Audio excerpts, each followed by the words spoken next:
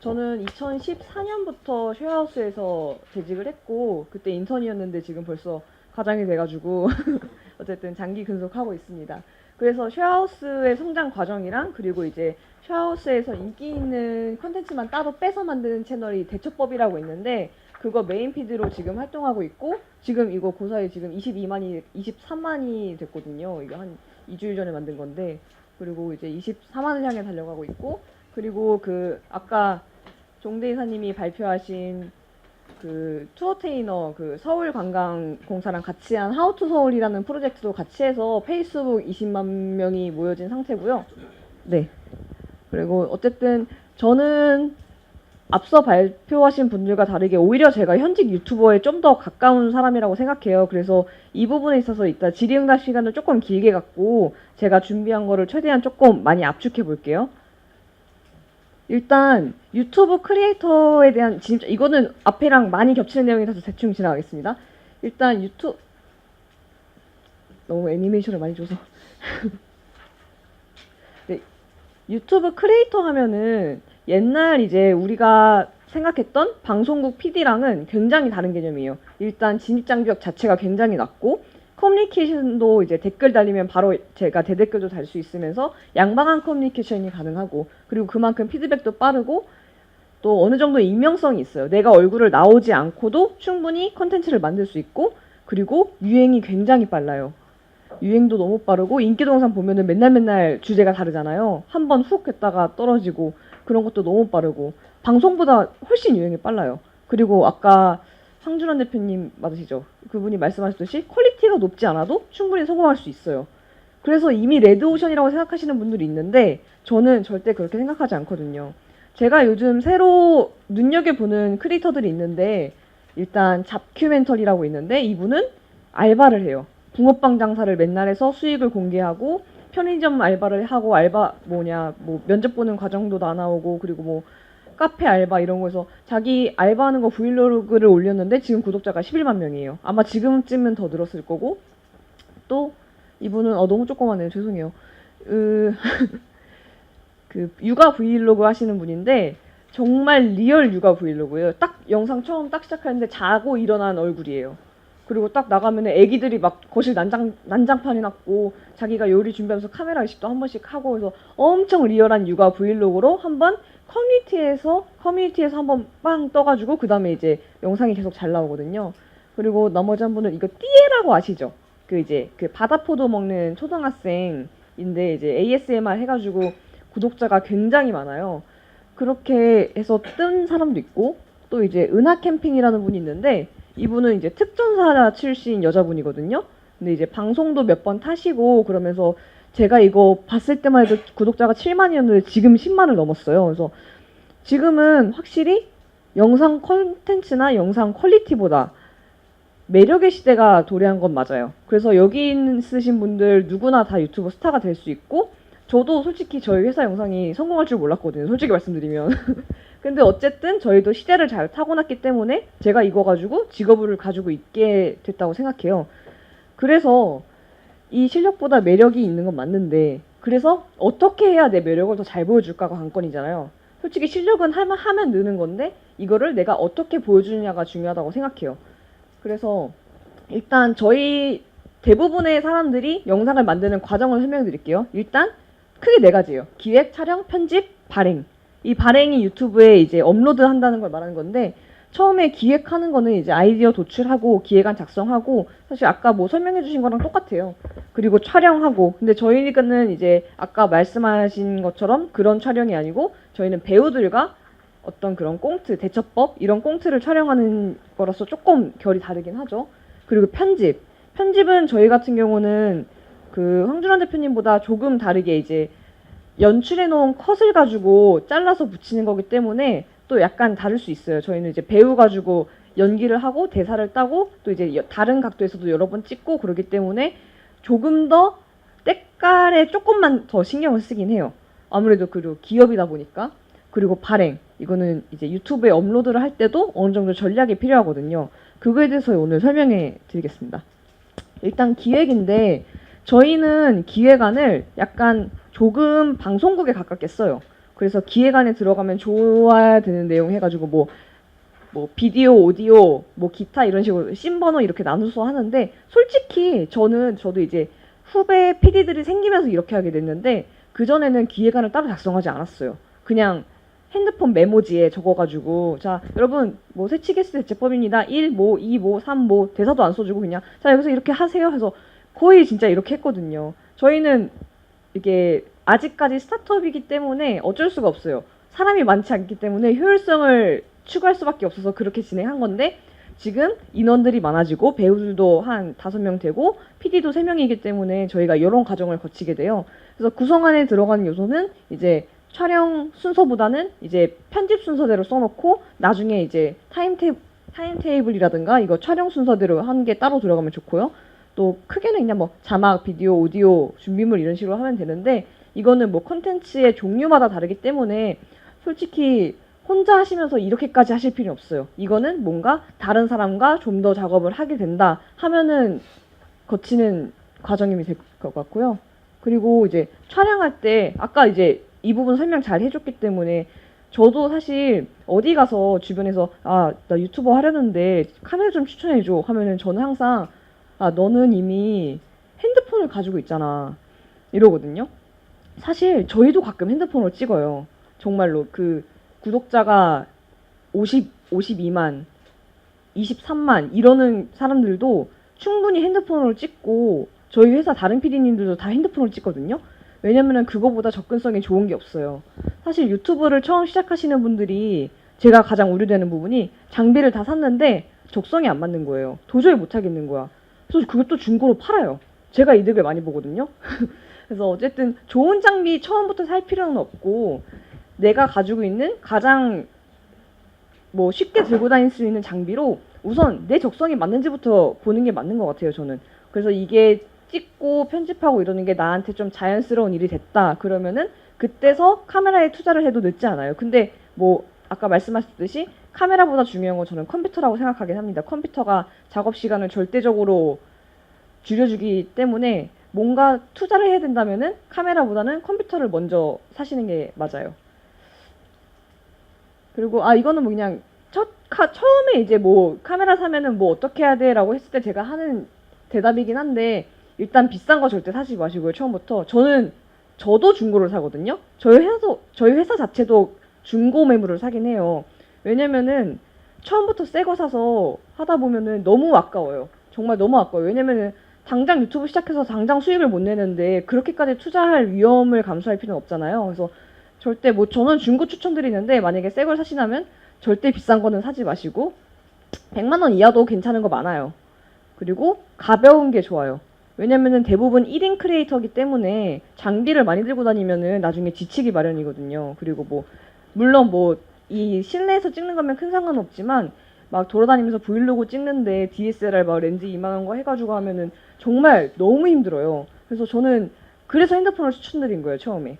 그래서 일단 가벼워야 되고 그리고 이제 회전형 LCD 그 카메라도 이 뭐냐 뒤에 LCD가 이렇게 딱 돌아가지고 셀카처럼 볼 수 있게 하는 기능이 있거든요. 저는 웬만하면 이거를 추천해요. 1인 크리에이터들은 내 모습을 확인하지 않으면은 다시 찍어야 되는 경우가 너무 많기 때문에 저는 웬만하면 회전되는 카메라를 정말 추천드리고 그리고 배터리는 많을수록 좋아요. 밖에서 정말 좋은 장면이 있는데 배터리 아끼느라 놓치면은 너무 아깝거든요. 그래서 배터리는 2개 이상 있는 게 좋고 그리고 SD 카드가 정말 중요해요. 진짜 너무 잘 찍었는데 SD 카드가 싸구려라서 다 날리는 경우가 있었거든요. 그래서 저희는 그다음부터 SD는 무조건 좋은 걸로 사고 읽기 속도가 이제 써 있어요. 뭐 초당 95MB 이런 식으로 써 있는데 95MB 이상 사는 게 뭐 4K 찍는데도 무리 없고 120MB 이 정도까지 있을 거예요. 근데 어쨌든 SD 카드에 투자하는 거는 아끼지 마세요. 별로 비싸봤자 얼마 안 하거든요. 몇만 원이면 사거든요. 그래서 일단 뭐 추천을 주변에서 하면은 저는 개인적으로 캐논을 좋아해서 이걸 써놓긴 했는데 지금 저도 이제 캐논에 약간 그 콩깍지가 빠져가지고 근데 어쨌든 이거는 제 단순 예시일 뿐이고 개인의 기호에 맞게 선택하시는 게 좋아요. 대부분의 유튜버들이 특히 뭐 캐논 M50인가 이거 많이 쓰거든요. 근데 이게 가볍고 화면도 플립되고 터치 스크린이고 배터리도 어느 정도 가고 해서 되게 많은 조건에 제가 말한 거에 부합해가지고 일단 추천을 드렸는데, 저는 뭐 개인적으로 저희 회사에서는 GH4를 써요. GH5도 나왔는데 그러니까 파나소닉 건데 이게 배터리가 정말 많이 오래가요. 다른 회사에 비해서 두세 배는 더 오래가는 것 같아서 저는 그런 이유랑 이제 뭐 손떨방이라든가, 그러니까 떨림 이렇게 내가 막 이렇게 흔들어서 찍어도 적당히 잡아주는 기능, 그런 게 좀 파나소닉이 뛰어나기 때문에 GH4나 5는 중고로 구매하시는 것을 추천드려요. 그리고 촬영 부분에서 정말 촬영을 한 번도 해보지 않은 사람들이 가장 많이 하는 실수가 있거든요. 처음에 다 그래요. 아, 여러분 핸드폰으로 찍으세요. 그러면 아, 핸드폰 화질이 너무 안 좋아요. 핸드폰 화질 진짜 안 좋던데. 그래서 왜 그래? 왜 어떻게 나오길래? 하면 뿌옇게 나온대요. 그럴 때 렌즈를 한번 닦아보세요. 진심이에요, 정말. 진짜 거울도 더러운 줄 모르는데 언제 한번 거울 닦으면 갑자기 못생겨 보이고 그러잖아요. 그게 그냥 먼지 낀 거예요. 진짜 솔직히 말씀드리면. 그래서 렌즈를 한번 융 있잖아요. 그 안경 닦기. 그런 걸로 한번 깨끗이 닦아보세요. 아니면은 이게 미세하게 금이가 있을 수도 있거든요. 커버 뭐 그런 거에. 그래서 정말 저는 렌즈 한번 닦으면 화질이 좋아져요. 이거는 정말 촬영을 한 번도 안 해본 사람들이 흔히 하는 착각이기도 해요. 핸드폰 화질이 안 좋다. 그거는 렌즈가 더럽기 때문입니다. 그 다음, 네, 영상 앞뒤에 여유를 주는 건데, 이거는 언뜻 보면은 왜 그러나 싶을 수 있는데, 편집을 하다 보면은 뭔가 내가 여기서 이렇게 찍는 거를 하고 싶은데, 그냥 여기서 녹화 누르고 바로 하고 딱 녹화를 꺼버리면은 이게 녹화 버튼을 누르고 나서 0. 몇 초 뒤에 찍히기 시작해요. 녹화 버튼을 누르자마자 찍히는 게 아니고. 그래서 뭔가 되게 어색해지거든요. 영상이 편집해서 붙이다 보면은 너무 아쉬운 게 많아요. 그리고 저 같은 경우는 특히 배우들이랑 할 때, 자, 레디, 액션 이러고 하는데, 레디, 액션 하자마자 배우가 대사를 쳐버리면은 이게 자르기가 되게 애매해져요. 그래서 배우들한테 항상 처음 오는 배우들한테는 제가 액션을 하고서는 3초 뒤에 대사를 해주세요 이래요. 모든 영상 다 내가 이렇게 움직이는 거 찍을 때도 이렇게 녹화 버튼을 누르고 한 3초 뒤에 이렇게 움직인 다음에 또 멈춰 있다가 녹화 버튼을 다시 누르면은 이제 앞뒤에 여유가 생기는데, 이거는 나중에 편집하실 때 굉장히 역시 긴급 재난 문자네요. 되게 이제 나중에 이거는 편집하실 때 확실히 느끼실 거예요. 이걸 하는 게 좋다는 걸. 그 다음에 수평 맞추기는 정말 편집할 때 느껴지는 건데 되게 기본적인 거거든요. 근데 이제 다들 핸드폰 어플 키시면은 이제 그리드 기능이라는 게 있어요. 이제 네모칸 거 있잖아요. 그거랑 그냥 예를 들어서 배경을 찍는다 하면은 수평선이랑 맞춰주기만 하면 돼요. 근데 이게 되게 사소한 건데 퀄리티가 생각보다 괜찮아져요. 이게 사람이 찍어놓을 땐 모르는데 찍어놓은 거를 나중에 내가 이렇게 화면으로 봤는데 화면이 삐뚤어져 있다. 그러면은 그게 되게 신경 쓰이거든요. 저도 그런 거 많아서 그래서 그때 삼각대를 구매하셔서 쓰시면 되긴 하는데, 손으로 찍으실 때나 뭐 핸드폰으로 찍으실 때는 그 화면에 있는 그리드선에 맞춰가지고 최소한 수평이라도 맞춰주시는 게 초보자를 탈출하는 팁입니다. 그 다음에 이제 뭐 역광이라고 하죠. 태양을 마주보고 찍는 거. 사실 뭐 태양을 등지고 찍으면 그림자가 생길 수도 있는데 그건 어느 정도 거리를 두면은 그림자는 없어질 수 있거든요. 근데 태양을 마주보고 찍어버리면은 인물이 까맣게 나오는 경우가 있어요. 근데 이거를 뭐 사진에서도 많이 쓰이잖아요. 역광이라고 까맣게 나왔다. 근데 이거를 뭐 연출적으로 이쁘게 살릴 수도 있지만 대부분은 실수인 경우가 많거든요. 그래서 뭐 태양의 위치도 야외 촬영 때는 생각보다 중요하다. 그래서 한번 요 4가지가 제가 주변에서 본 촬영을 처음 하는 사람들이 가장 많이 하는 실수라서 제가 일단 요거를 가져와 봤습니다. 이따가 뭐 질문이 있으시면 그때 제가 대답해 드릴게요. 그리고 이제 편집 과정인데요. 편집은 크게 4가지라고 해야 되나 5가지라고 해야 되나 이렇게 나뉘는데, 사실 뭐 요 부분, 그러니까 컷 편집에서 영상 출력 사이 이 부분은 개인에 따라서 순서가 많이 바뀌어져요. 저 같은 경우는 솔직히 색부터 만지고 그 다음에 뭐 자막을 넣고 그 다음에 음악을 넣거든요. 근데 어떤 사람은 모든 과정을 마친 다음에 색을 만드는 사람도 있고, 그래서 요거는 개인차가 있긴 한데, 어쨌든 편집 자체는 오케이 컷을 골라내는 작업, 그리고 그거를 내 의도에 맞게 자르는 작업, 그리고 그 다음에 내가 원하는 내용을 구성하는 자막을 넣는 작업, 그리고 효과음을 넣고 색감을 만드는 작업, 이런 식으로 크게 되고, 영상 출력하는 거는 사실 여기서 뭐 영상 출력의 종류나 이런 것까지 말씀드리면 너무 어려워지긴 하는데, 보통 이제 영상을 다 편집하고선 출력 버튼, 뭐 이 아웃풋 이런 버튼을 누르면은 선택하는 게 있어요. 거기서 유튜브 업로드용 뭐라고 해야지? 코덱이 있을 거예요, 대부분. 그래서 그거를 선택해 주시면은 유튜브에 올리기에는 적당한 포맷입니다. 그리고 또 편집하는 데 있어서 자막 부분에서 실수를 많이 하셔서 제가 그냥 자막만 따로 가져오긴 했는데요. 이게 저희가 그 하우투 서울이라는 영상 시즌 1에서 썼던 자막인데, 그때는 저희가 불투명했던 게 타겟을 국내 사람으로 할지 외국인으로 할지 불투명했기 때문에 자막을 한국어도 넣고 영어도 넣고 또 그 와중에 좀 이쁘게 넣고 싶어서 이렇게 하다 보니까 가독성이 너무 떨어지는 거예요. 그래서 이제 영상을 만들다 보니까 어느 정도 타깃이 잡혔어요. 이제 우리는 한국인은 타겟이 아니고 무조건 외국인이다 해가지고 그 다음에 그냥 과감히 바꿔버렸어요. 그냥 붕어빵 이거는 그냥 이게 그러니까 하우투 서울이 어떤 컨셉이냐면은 서울의 모습이나 서울의 문화를 외국인들에게 소개해주는 컨셉의 영상이라서 저희가 이런 내용인 거거든요. 그래서 저희는 과감히 가독성을 추구해서 이런 디자인보다는 좀 더 가독성을 해서 이렇게 바꿨거든요. 그랬더니 반응이 더 좋아지긴 했어요. 확실히. 그래서 이때까지만 해도 아, 영상에서 정보를 필요한 사람은 멈춰서 볼 거다 했는데, 그거는 너무 뭐라고 해야지? 친절하지 않은 콘텐츠라고 생각이 되더라고요. 어느 순간. 그래서 사람들이 좀 자막이 너무 많다, 빠르다라는 피드백도 있고, 그래서 그거를 해서 이제 가독성을 높였는데, 가독성을 높이는 방법에는 몇 가지가 있는데,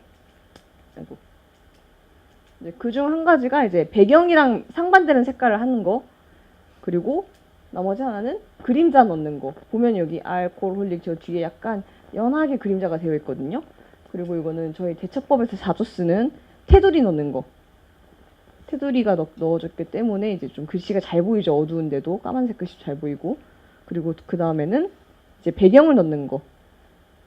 아예 좀 애매하다 싶으면은 그냥 까맣게 바 같은 거 많이 넣어가지고 자막 만들잖아요. 이것도 가독성을 높이는 방법 중 하나예요. 네, 그러면 이제 편집은 사실 제가 아까 황주란 대표님이 많이 알려주시기도 했고, 여기서 1시간 안에 다루기에는 너무 큰 부분이기 때문에 저는 사실 유튜브 채널을 운영하면서 어떻게 발행을 해야 되는지, 어떻게 발행을 해야 사람들이 조금 더 많이 클릭하게 되는지는 지금부터 시작이에요. 제가 그래서 앞부분이 좀 굉장히 빠르게 제가 얼마만큼 한 15분, 20분밖에 안 했는데 벌써 반이 넘었는데, 제가 뒷부분부터는 이제 나머지 시간을 쓰면서 자세하게 알려드리도록 하겠습니다. 이거는 제가 한 3년 전에 유튜브에서 강의를 듣던 내용을 토대로 구성해가지고 유튜브 코리아에서 강의를 들은 거예요. 그래서 유튜브 피셜입니다. 어쨌든 이제 처음에 썸네일이라고 하죠. 썸네일이 저는 최근에 알았어요. 진짜 창피한데 썸네일이 엄지손톱이란 뜻이더라고요. 저는 이거를 그냥 썸네일로만 생각했는데 썸네일이 엄지손톱이잖아요. 썸네일 해가지고. 그래서 왜 썸네일인가 했더니 엄지손톱만한 크기이기 때문에 썸네일인 거예요. 그러면은 사람들이 모바일에서 내 엄지손톱만한 크기의 이미지를 보는데 어떻게 해야 좀 더 잘 인식되게 할까? 어떻게 해야 내 거를 스크롤하지 않고 넘기게 할까? 하면은 보통 이게 제가 그때 뭐 예시로 넣었던 건데, 일단 인물 클로즈업 샷이 들어가면은 사람들이 좀 더 멈춰요. 이게 사람들이 기본적으로 사람을 볼 때 얼굴부터 보잖아요. 그래서 스크롤을 하다가도 사람 얼굴이 있으면 잠깐 멈추서 보게 되는데, 일단 인물이든 제품이든 그게 무엇인지 잘 보이는 클로즈업 샷이 있다는 게 중요하고, 그리고 글씨가 잘 보이도록, 아까 제가 그 가독성 높이는 거에 대해서 말씀드렸죠. 그것처럼 해서 가독성이 잘 들어가게 하고, 그리고 화질도 거기서 권장 사이즈가 있는데, 보통 아마 여러분들이 촬영을 하시면은 1920, 1080 해서 FHD 사이즈일 거예요. 근데 그 사이즈를 넣어도 되고, 아마 그냥 HD 뭐 720, 1280 이 사이즈를 권장할 거예요, 아마도. 제가 정확하진 않는데 거기서 권장되는 사이즈가 있어요. 유튜브에는 그러니까 어느 포맷에 들어가든 사이즈를 권장하는데 그 권장 사이즈에 맞추는 게 가장 좋아요. 근데 그거보다 화질이 저하면은 이게 잘 안 보여서 사람들은 무언가 읽으려고 노력이 들어가는 순간 그냥 넘겨버리거든요. 그래서 웬만하면 권장 화질을 지켜주시고, 그리고 보통 영상에서 아까 잠깐 가지고 오셨는데 그 썸네일을 이게 왜 이렇게 됐지? 하는데, 그거는 이제 이미지가 영상 사이즈가 좀 세로기 때문에 조금 옆에 검은색 바가 생기더라고요. 근데 저희도 썸네일을 웬만하면 따로 만들거든요. 그러니까 영상에 있어서 어느 부분, 타이틀이 나오는 부분을 멈춰서 캡처해서 그거를 썸네일을 할 수도 있는데, 만약에 그게 좀 잘 안 보인다, 그게 인물이 잘 보이지 않는 위치다 하면은 저희는 그 타이틀을 따로 쓰고 이미지 캡처를 따로 해서 썸네일을 아예 따로 제작해요. 커스텀 해가지고. 그 정도의 정성이 들어가야 돼요, 썸네일은. 왜냐면은 내가 노력하지 않아도 보여지는 처음 부분이 썸네일이기 때문에 그만큼 중요한 거거든요. 완전 첫인상인 거예요, 썸네일이. 그래서 굉장히 공을 들이셔야 돼요. 그래서 웬만하면 커스텀 이미지로 하시고, 그리고 만약에 이미지를 넣을 곳이 없다 그러면 차라리 그냥 얼굴이라도 잘 보이게. 이쁘잖아요. 이뻐서 이렇게 딱 멈추게 되잖아요. 뭔가 글씨가 들어가지 않아도 아, 이게 무엇에 대한 영상이구나를 확실히 알 수 있게 만들어야 돼요, 따로. 그리고 뭐 당연히 그런 것도 있어요. 약간 낚시성으로 썸네일을 제작하시는 분들도 있어요. 뭐라고 해야 되지? 뭐 전혀 상관없는 내용의 썸네일을 해서 그거인 것처럼 하는 경우가 있는데, 그런 경우에는 이제 신고가 누적되면은 유튜브에서 페널티가 주어지거든요. 그래서 좀 채널 운영상 장기적으로 좋지도 않고, 그리고 뭐 그러실 분들은 없겠지만 어쨌든 그거는 남을 속이는 행위이기 때문에 장기적으로 브랜딩에 있어서 좋지 않아요. 그래서 뭐 비디오에 대한 설명과 일치하는 썸네일이어야 되고, 그리고 또 흥미로운 이미지는 뭐 요거 같은 경우는 저희가 그 브랜디드 영상까지는 아닌데 연근을 홍보하는 영상이었어요.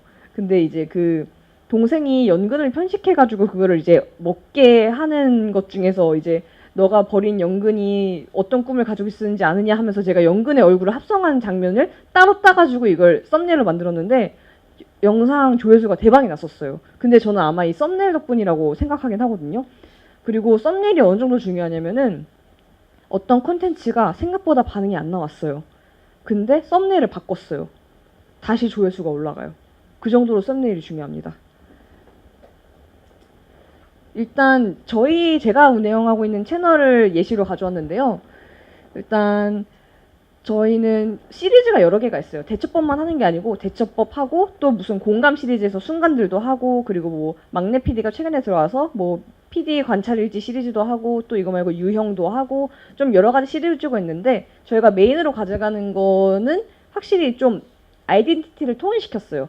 이게 같은 채널에서 나가는 영상인데 다른 프로그램인 게 느껴지도록 했거든요. 일단 대처법 같은 경우는 저희가 굉장히 한 5, 6년 전부터 해오던 프로그램이기 때문에 요거를 바꿀 수는 없어요. 지금 와서 저희가 바꿀 수는 없어서 이렇게 가야 돼요, 저희는 평생. 그래서 뭔가 배달의 민족 폰트랑 검은색, 흰색, 그리고 이제 대처법은 까만 글씨고 뭐 포인트 글씨는 하얀색. 저희는 이런 법칙을 가지고 가고 있어요. 근데 이렇게 해서 장기적으로 만들어 오면은 좋은 점이, 만약에 이걸 누가 뭐 베꼈다, 뭐 비슷하게 따라했다 그러면은 저희 구독자들이 가서 왜 대처법 따라하세요? 왜 당장 사과하세요? 당장 영상 내리세요? 해명해주세요? 막 이런 식으로도 하기도 하고, 이렇게 아이덴티티를 만들어 놓으면 이게 장기적으로 뭐라고 해야지? 구독자의 로열티를 높이는데 굉장히 도움되거든요. 이런 것도 있고, 근데 이거랑 다른 영상이기 때문에 저희가 이제 다른 순간들 시리즈가 있는데, 이거는 이제 영상이 뭐 자막을 여기서 옆에서 슉슉슉 나오면 이거는 뭔가 타자 찍히듯이 타타타닥 찍히는데, 요거는 뭔가 옆에서 슉슉슉 나오는 모션을 주거든요. 그래서 요것도 이 순간들은 따로 이미지를 만들어 가지고 여러분 이거는 대처법이 아니고 순간들입니다, 그런데 대처법에서 만드는 겁니다 라는 거를 인식시키는 정도로 엄청 파격적으로 만들면 안 돼요. 그래서 저희는 이제 이게 같은 듯 다른 듯이잖아요. 그래서 이제 우리 채널의 아이덴티티를 지키면서 이 콘텐츠가 어떤 성격인지를 보여주는 게 썸네일이기 때문에, 제가 이게 썸네일이 진짜 중요하기 때문에 계속 말씀드리는 거예요. 그래서 이걸 할 때 전략적으로 하셔야 돼요. 다른 예시로 제가 되게 좋아하는 채널이 있는데, 이제 스튜디오 C라는 채널이 있거든요. 여기는 방송국 산하, 뭐 캐나다 방송국 산하에 있을 거예요. 근데 여기 같은 경우는 시즌별로 SNL처럼 운영을 해요. 그래서 만약에 시즌 이게 몇이지? 너무 안 보이네. 시즌 6는 요 모서리에 초록색 C 버튼이 붙어 있어요. 다 이걸로 통일시켰어요. 그리고 시즌 5인가? 시즌 5는 옆에 길게 해가지고 파란색으로 스튜디오 C를 다 붙여놨어요. 이렇게 들어간 건 시즌 5밖에 없어요. 이렇게 들어간 건 시즌 6밖에 없어요. 그리고 최근에 시즌 9은 여기에 검은색으로 넣고 글씨를 넣었어요. 이렇게 만들어진 건 시즌 9밖에 없어요. 근데 어쨌든 동일 인물이 등장하고 그리고 약간 좀 미묘하긴 하지만 약간 색감이라든가 카메라 색감이라든가 그런 구도라든가 그런 게 굉장히 비슷해서 낯선 사람이 봐도 이거는 같은 회사에서 만든 거구나를 알 수 있잖아요. 예, 그런 아이덴티티를 통일시키는 용도로 사용하면 좋습니다. 아, 그리고 한 가지 주의사항이 이쪽 모서리에 재생시간이 뜨거든요. 여기 그 왼쪽 모서리에, 아, 오른쪽이구나. 오른쪽 모서리에 재생시간이 이렇게 뜨기 때문에 웬만하면 굉장히 중요한 포인트는 이쪽에는 배치 안 시키는 게 좋아요. 저희도 보면은 그쪽은 피해서 했거든요. 웬만하면은. 이게 한두 개의 병도 겹치긴 하지만 웬만하면 여기를 좀 피해서 배치를 했어요. 가리기 때문에. 그래서 그거는 썸네일 제작하실 때 약간 참고해 주시면 좋아요. 그 다음에 제목 부분인데요. 제목은 이제 사람들이 썸네일을 본 다음에 그 다음에 보는 게 제목이에요. 그래서 이것도 전략적으로 쓸 필요가 있는데 저는 제가 좋아하는 이제 꿀키라는 분의 영상을 하나 가져와서 시를 보여드릴게요. 일단 제목이 굉장히 길죠. 근데 이렇게 길게 해도 상관없어요. 어차피 제목이 이렇게 길게 써도 검색어에 걸리기 때문에 제목을 길게 쓴 거거든요. 왜냐면은 검색을 했을 때 제일 먼저 필터링 거치는 게 제목이에요. 그 다음에 본문. 그래서 무언가 검색을 했을 때 제일 먼저 뜨는 게 정확히 일치하는 제목을 가진 게 그 다음에 뜨고 그 다음에 제목이 같지 않아도 본문에 그 내용이 있으면 그 다음에 뜨고 그 다음에 거쳐지는 게 태그예요. 이따가 뒤에서 설명해 드릴 건데 어쨌든 제목을 이 사람이 길게 한 건 이유가 있어요. 근데 앞부분에 가장 중요한 걸 넣긴 해야 되죠. 왜냐면은 뒷부분이 잘리니까 모바일에서 보면. 자, 이 꿀키를 예를 들면은 이게 자막을 추가했다는 뜻이에요. 맨 앞에 이거는. 근데 요번은 약간 글로벌을 목표로 하고 있기 때문에 자막 추가 표시를 넣은 거고 그분들을 이거를 먼저 보라고 하기 위해서 요거를 넣긴 한 건데 한국 타겟이고 그런 거면 사실 이거를 맨 앞에 넣을 필요까지는 없어요. 왜냐면은 가장 중요한 앞부분을 가리는 거니까. 그렇기 때문에 그 다음에 에피소드. 이게 뭐 대처법인지 순간들인지 그런 것처럼 자기가 하고 있는 에피소드에 회차를 넣었어요. 그 다음에 타이틀이 나와요. 어떤 요리를 해먹었는지. 그 다음에 영어가 나와요. 영어는 단순히 그 검색어에 걸리게 하기 위해서 더 추가한 부분이라고 생각하고 맨 뒤에 이렇게 찍 걷고 채널 이름을 넣잖아요. 근데 저희도 다 그렇게 하거든요. 아이고. 보면은 여기 저희도 이렇게 찍 걷고 대처법을 넣어요. 이게 유행 이런 건 아니고 아까 말씀드렸다시피 저희 채널로 검색하는 사람이 있을 거 아니에요. 뭐 쉐어하우스로 검색하는 사람이든 대처법으로 검색하는 사람이든 그러면은 제일 처음에 검색 소스에 걸리는 게 타이틀이기 때문에 맨 뒤에 그 자기 채널명을 넣어요. 그러면 어쨌든 한 번이라도 더 검색에 걸리기 때문에 그래서 맨 뒤에 넣는 거예요. 이거는 뭐 유행 뭐 그런 건 아니고 검색어에 제일 뭐 걸리게 할 수 있는 방법인데 가장 중요하지 않은 포인트이기 때문에 제일 뒤로 밀어서 놓은 것 뿐이에요. 그래서 대부분의 크리에이터들 보면 이렇게 돼 있을 거예요. 뒤에 가로를 치든 뭐 이렇게 분간을 해놓든 자기 채널명을 써놨거든요. 그게 그런 이유 때문이에요. 그리고 이제 제일 그 다음에 스크롤 없이 볼 수 있는 설명 부분이 있어요. 이건 한 2줄 정도까지밖에 안 보이거든요. PC에서 그렇고 아마 모바일에서는 더 적게 볼 수도 있어요. 그래서 이 부분은 가장 눈길을 끄는 정보 있잖아요. 어떻게 보면 약간 억울할 수도 있고 뭐 드디어 왔다 막 이런 식으로 이제 딱 표현한다거나 그래서 타이틀 부분에서 조금 더 부족했던 부분을 추가하고 싶으면은 맨 처음 설명 부분에 딱 넣어주시고 이제 이걸 보고 사람이 들어왔어요. 클릭을 했어요. 그럼 영상을 보고 이제 더보기란을 누르시는 분 많으신가요 혹시? 영상 설명에서 더보기 많진 않으시죠? 그렇기 때문에 그렇게 중요한 정보는 아니지만 꼭 넣어야 되는 정보들이 있어요. 예를 들면은 음악을 사용했다. 음악의 출처를 밝혀야 된다. 그런 것들을 설명 메뉴 부분에 써놓을 필요는 없거든요. 근데 출처를 꼭 밝혀야 되는 경우가 있어요. 뭐 링크라든가 뭐 보시면은 뭐 무료 음악 소스 같은 거 쓰면은 영상에 뭐 이 링크를 꼭 남겨주세요. 이런 용도로 배포하시는 분들이 많거든요. 그런 경우는 이제 더보기 눌러서 나오는 부분에 넣으면 되는 거예요. 그렇게 하거나 아니면은 뭐 그냥 구독자들과 뭔가 커뮤니케이션이 잘 되시는 분들은 구독자한테 여러분 뭐 날씨가 매우 좋네요. 뭐 미세먼지 조심하시고요. 막 이런 식으로 뭔가 더 커뮤니케이션 하는 부분을 넣는다거나 그렇게 하셔도 되고, 아니면은 여러분 구독, 좋아요 눌러주시고 알람 설정 해주세요. 이런 걸 넣으시는 분들도 있고, 자기의 다른 SNS 채널이 있다면, 예를 들어서 페이스북이라든가 인스타그램이 있다면은 여기 뒷부분에 넣어주시는 분들이 꽤 많더라고요. 아니면 이거는 중요하다 싶으면 이거를 제일 위로 올려놓으시는 분들도 있어요. 그렇고 여기 뭐 영어권이 타겟이다 하면은 따로 이제 한국어로 써놓고 더보기 했을 때 영어로 나오게, 아니면은 예를 들어서 뭐 내가 어떤 카메라를 썼는지, 어떤 뭐 BGM을 썼는지, 어떤 폰트를 썼는지, 편집 프로그램을 무엇을 썼는지, 그리고 뭐가 있을까요? 뭐 어디서 찍었는지 뭐 이런 것도 다 넣을 수 있거든요. 그래서 설명 더보기라는 추가 정보라서 뭐 업로드 일정 이런 것도 써도 되는데, 사실 이거는 신경 안 써도 되는 부분이긴 해요. 그리고 유튜브 업로드 설정할 때 기본적으로 넣을 수 있는 디폴트 값으로 설정해 놓을 수 있는 기능이 있거든요. 그래서 저희 같은 경우는 디폴트 값으로 매주 월수금 뭐 재미난 영상이 찾아갑니다. 월수금 4시에 재미난 영상이 찾아갑니다. 뭐 구독해주시고 뭐 어쩌고 막 이런 걸 디폴트 값으로 딱 박아놓고 그 위에 영상마다 커스터마이징 해가지고 글을 써요. 그래서 그거는 유튜브 기능 중에 조금만 찾아보시면 나오니까 아마 꿀키도 이 부분은 디폴트로 해놨을 거예요. 그래서 이 위에 부분을 채워놓은 걸 거예요.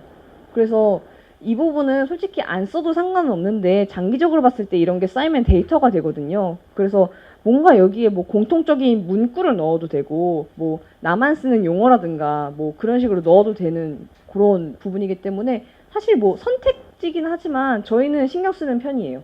특히 기업이다 하면은 조금 더 브랜딩에 신경을 써야 한다면은 이 부분까지 신경 쓰는 게 저는 좋다고 생각해요. 그리고 태그인데요. 아까 제가 말씀드렸다시피 태그는 검색 기반에 걸리긴 해요. 근데 이게 어느 정도로 중요하게 검색에 걸리는지는 솔직히 모르겠어요. 그래도 여기를 제가 따로 언급을 한 이유가, 유튜브는 좀 네이버 같지 않아요. 네이버 블로그 옛날에 보시면은 뭐 예를 들어서 잠실에 있는 맛집을 갔어요. 그러면은 글을 읽다 보면은 계속 중간에 잠실 맛집, 잠실 오빠랑, 잠실 존맛탱, 잠실 JMT 막 이런 식으로 그게 있고, 또 좀만 내리다 보면은 그게 또 들어가요. 또 좀만 내리면 그 글이 또 들어가요. 그게 네이버의 알고리즘은 그 연관 검색어가 더 많이 들어갈수록 더 상위에 노출하기 때문에 그런 문화? 그런 게 생긴 거거든요. 근데 유튜브 같은 경우는 그렇게 본문에 그렇게 쓰게 되면은 이게 스팸이에요. 유튜브에서는 이걸 스팸으로 인식해요. 얘는 너무 똑같은 단어를 너무 반복 노출하는데 이거 스팸 같은데 하고 오히려 더 뒤쪽으로 떨어질 수 있어요. 그렇기 때문에 만약에 내가 반복하고 싶다, 뭐 잠실 맛집, 잠실 어디, 잠실 무슨 역, 뭐 잠실역, 롯데월드 이런 식으로 엄청 넣고 싶다 그러면은 그때 태그에 추가하시면 돼요. 이것도 물론 아까 그 디폴트 값으로 설정할 수 있거든요. 저희 같은 경우는 뭐 대처법 쉐어하우스, 뭐 꿀잼 막 이런 거를 디폴트로 설정해 놓고, 나머지 부분은 이제 영상마다 내용이 다르니까 그거에 맞게 막 배우들 이름도 다 넣고, 막 최대한 검색에 걸리게 배우들 별명까지 다 넣고, 막 괜히 저희 이름까지 다 넣어요. 물론 검색은 안 하겠지만 언젠가 모르니까. 그렇기 때문에 네, 요 태그도 중요도에 따라서 이제 순서도 결정하고 업데이트 할 때마다 하고, 그리고 그런 것도 있어요.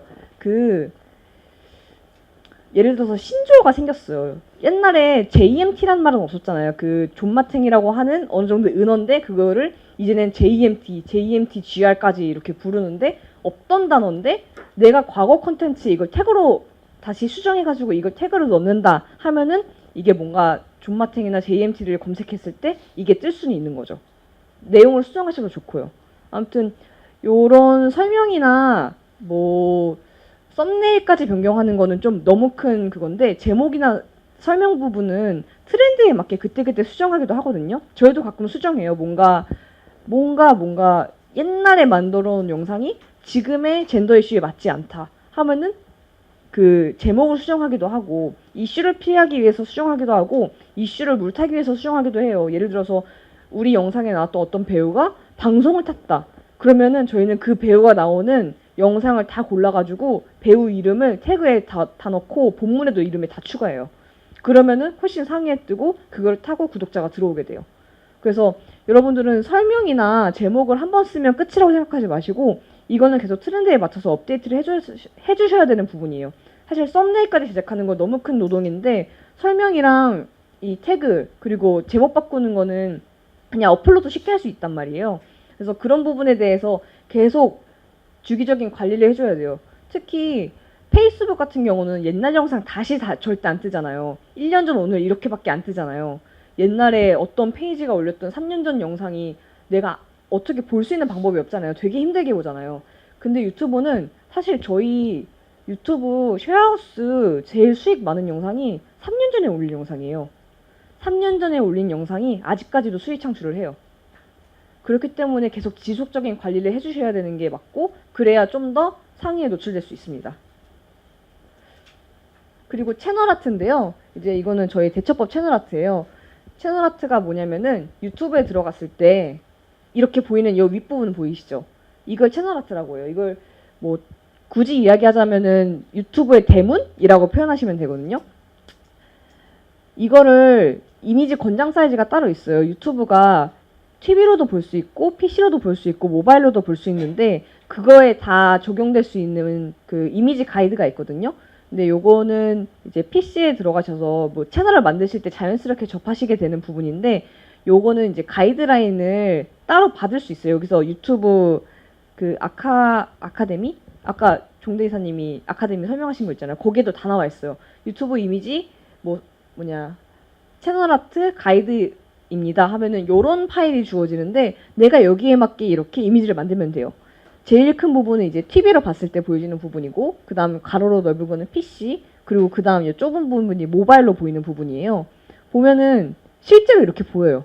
TV에서 봤을 때 이렇게 보이고, PC로 보면 이렇게 보이고, 모바일로는 이렇게 보여요. 실제로 들어가면은. 제가 이 이미지를 넣었을 때. 그렇기 때문에 여러분 그냥 요 부분이나 요 부분만 보고 제작하지 마시고 TV로 틀어질 수도 있다는 생각을 하고, 제가 아까 말씀드렸다시피 권장 사이즈에 맞게 만드는 게 제일 좋아요. 근데 이게 조금 애매한 게, 저는 분명 여기에 맞춰서 만들었거든요. 근데 실제로 들어가 보니까 조금 여기 글씨 밑에 잘리더라고요. 그래서 좀 전 귀찮아서 다시 조정을 안 하긴 했는데, 이런 부분 좀 계속 봐가면서 미세미세 이제 조정해 주시면 좋을 것 같아요. 그리고 이제 이 대문에도 넣으면 좋은 내용들이 있는데, 이제 좀 다른 사람들이 어떤지 제가 참고를 해봤어요. 보니까 이제 제가 구독하는 사람들인데, 보통 이제 이 채널에서 어떤 콘텐츠를 다뤘는지에 대해서 설명하는 경우도 있고요. 딱 들어갔을 때, 자, 우리는 뭐 공감 콘텐츠를 만듭니다. 뭐 대처법 이렇게 저희가 이런 케이스죠. 그렇게 하는 것도 있고, 어떤 이제 플레이리스트라는 채널은 매주 무슨 요일 몇 시에 새로운 영상이 업로드돼요. 해서 이제 구독하려고 찾아온 사람들이 이때 영상이 올라오는구나 라고 알 수 있는 거죠. 그래서 영상 언제 올라오지 하고 들어오는 사람들한테 굳이 더 클릭을 하지 않고도 이때 영상이 올라오는구나 라고 알려줄 수 있고, 그리고 구독, 좋아요, 알림 설정을 호소하는 문구 하기도 해요. 여러분 구독, 좋아요, 알림 설정 필수 아시죠? 이러면서 뭐 영상에서도 쉴 새 없이 얘기하긴 하는데, 그거를 대문에까지 써놓으신 분들이 많아요. 특히 좀 크리에이터에 가까우신 분들이 이런 걸 많이 하시더라고요. 그리고 이거는 그 시청 시간을 늘리는 팁인데요. 재생 목록 시리즈를 만드는 거예요. 이게 유사한 시리즈를 묶는 건데, 아까 저희가 대처법이 있고 순간들이 있고 뭐 신입사원 관찰실 시리즈가 있다고 했잖아요. 그러면은 그거를 같은 재생 목록으로 한번 묶어줘요. 이게 좋은 점이 뭐냐면은, 만약에 이 재생 목록을 타고 들어오면은 다음 영상이 자동으로 재생이 계속 돼요. 계속 내가 이거를 뭐 실수로 틀어놓고 어디 화장실 갔다 왔다, 그러면 그동안 계속 그 다음 영상이 계속 재생되는 거예요. 그렇게 자연스럽게 다음 영상이 재생되기도 하고, 사람들한테 얘네는 이런 거를 하고 있구나 라고 인식시킬 수도 있고, 그리고 이게 단점이 한 영상을 2개 플레이리스트에 넣으면은 약간 에러가 생길 수도 있어요. 근데 그 부분은 좀 옛날인데 지금은 아마 괜찮아졌을 거예요. 그래서 요거는 제가 확실하진 않은데, 어쨌든 재생 목록에 최대한 추가하는 게 좋아요. 그리고 뭔가 성격에 맞는 거라든가 인기 동영상 따로 만들어서 보여주기도 하고, 그리고 채널에서 재생 목록을 순서를 바꿀 수도 있거든요. 저희 같은 경우는 채널에 딱 들어가면은 업로드된 영상이 제일 먼저 보일 거예요. 그 밑에부터는 제가 커스터마이징 할 수 있어요. 내가 밀고 있는 시리즈를 제일 상위에 넣으면 되는 거예요. 제일 조회수가 나와야 되는 콘텐츠를 상위에 넣고 대문으로 바꾸고, 영상 그 맨 처음에 보여주는 영상도 다 커스텀 가능해요. 뭔가 조회수 이건 잘 나와야 된다 하는 거는 계속 상위에 노출시키고, 이따 뒤에서도 말씀드릴 건데 계속 영상의 조회수를 늘릴 수 있는 방법이 있긴 해요. 그래서 일단 재생 목록은 기본이에요. 근데 재생 목록을 만들었다 하면은 시리즈가 확실히 맺고 끊음이 있긴 해야 돼요.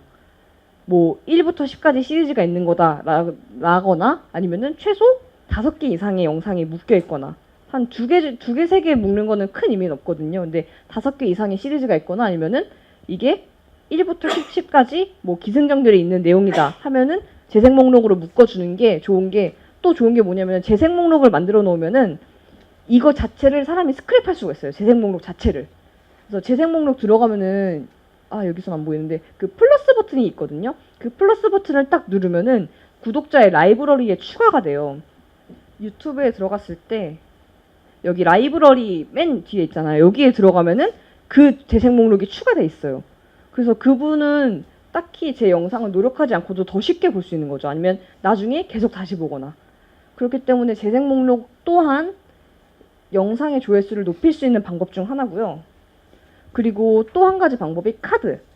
이거는 생긴 지 한 2, 3년 된 기능인데 영상 중간에 이제 뿅 하고 이제 추천 영상이 뜨는 그런 기능이에요.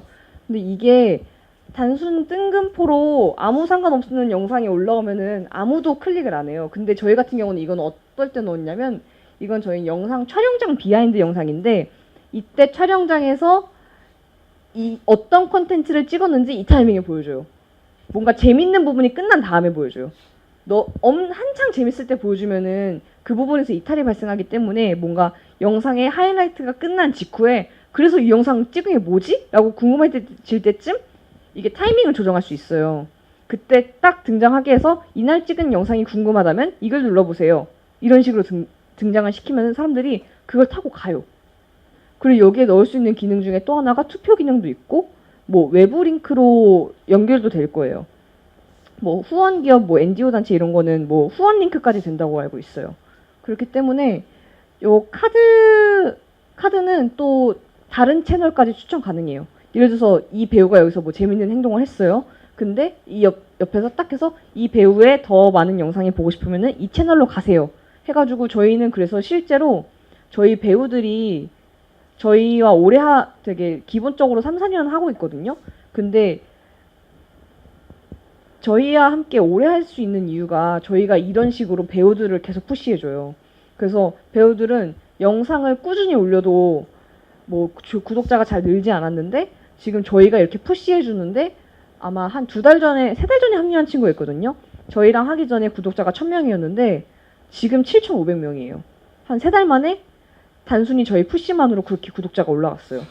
그래서 이런 버튼이, 저희나 엔드카드, 뒤에서 설명해드릴 이런 엔드카드 있거든요. 이런 엔드카드랑 그 친구들이 그 댓글 다는 거, 그리고 이런 중간에 나오는 팝업 카드, 그런 걸로 해서 충분히 구독자가 늘 수 있고, 다른 채널과 콜라보 했을 때 구독자를 늘릴 수 있고, 조회수도 충분히 늘릴 수 있어요. 이거는 뭐 최종 화면인데, 이거에 대해서 이제 뭐 모르시는 분은 없을 거라고 생각하지만 옛날에는 이게 영상 자체를 넣는다기보다는 이제 구간만 설정해가지고 거기를 이제 클릭해야 돼가지고 이 부분을 다 커스텀으로 제작을 했어야 됐어요. 그래서 굉장히 복잡했는데 이게 완전 유튜브가 리뉴얼 되고 나서 영상 자체를 다 넣을 수 있고 구독 버튼도 넣을 수 있고 영상뿐만이 아니고 아까 말씀드린 재생 목록을 넣을 수도 있어요. 그러면 이제 또 추가적으로 재생 목록까지 해서 더 많은 조회수를 창출할 수 있는 거죠. 그렇기 때문에 이거를 보여주는 방식은 지금 크게 막 한 2-3가지 정도가 있는데 제일 권장되는 방식은 전 이거라고 생각하거든요. 어떤 사람은 그냥 영상 끝에 그냥 영상 끝나기도 전에 이게 나와서 되게 방해가 되는데 저희는 그냥 영상을 길게 뽑아요. 약간 비하인드식으로 예를 들어서 뭐 연기가 끝났는데 계속 액션을 시켜가지고 뭐 민망한 상황인데 그때 구독 버튼이나 이런 재생 버튼을 등장시키는데 다른 크리에이터들은 이런 식으로 대놓고 여러분 저의 더 많은 영상이 보고 싶으면은 여기 구독 버튼 눌러주시고요. 여기에 뭐 더 많은 최고점 영상이 보고 싶으면은 이걸 눌러주세요. 해서 그 타이밍에 맞게 뿅뿅 뜨게 하거든요. 그러면은 사람들이 눌러요. 아니면은 이렇게 따로 홀딩되어 있는 페이지를 만들어서 구독을 눌러주세요 한 다음에 그냥 여기에 항상 디폴트 값을 넣는 거죠. 영상 뒤에 항상 그냥 영상 편집을 끝마치고 그냥 이 페이지만 딱 넣고 요거에 대한 거는 영상 올릴 때 그냥 설정하는 거예요. 이렇게 설정해주면은 이게 그러니까 다른 채널은 솔직히 모르겠어요. 제가 뭐 본 적이 없으니까. 근데 쉐어하우스 대처법 채널 같은 경우는 이렇게 해서 온 경우가 진짜 많아요. 저희는 그러니까 10명 중 1명은 클릭을 해요. 이게 굉장히 높은 거거든요. 아까 전에 뭐 종대 팀장님 말씀하셨듯이 모바일 광고를 누르는 확률이 에베레스트에 올라가는 것보다 적다고 하잖아요. 근데 유튜브에서 이거 사실 광고잖아요. 내 채널 광고잖아요. 근데 이거를 10명 중 1명이 눌러요. 저희 채널은 그래요. 그래서 요거는 여태까지 제가 뭐 설명해 드린 게 다 유튜브 영상을 효과적으로 배치하거나 뭐 발행하는 방법에 대해서 알려드렸어요. 그리고 사실 뭐 자막에 대해서 여쭤보시는 분도 많거든요. 근데 저희 같은 경우는 영문 채널을 따로 만들어서 아예 영어 자막으로 교체를 해가지고 발행한 적이 있어요.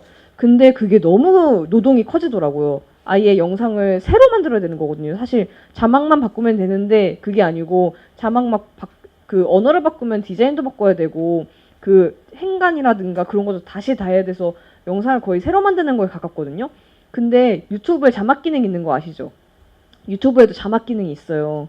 그거를 사용하면은 더 좋은 게 유튜브에서 얘는 이게 자막에 들어간 거구나 라고 해서 알고리즘에서 조금 더 상위에 노출을 시킬 가능성이 커요. 유튜브는 기능이 정말 많아요. 정말 저도 모르는 기능이 있을 수도 있어요. 근데 그거를 최대한 많이 쓰셔야 돼요. 그래서 유튜브한테 내 영상이 이 영상이 이런 영상이다라는 정보를 내가 스스로 계속 이게 기입을 해야 돼요. 그래야 이 영상이 어떤 종류의 영상이고 어떤 사람들이 더 많이 보는구나라는 데이터가 점점 쌓여가지고 제 영상이 좀 더 상위권에 위치할 수 있습니다.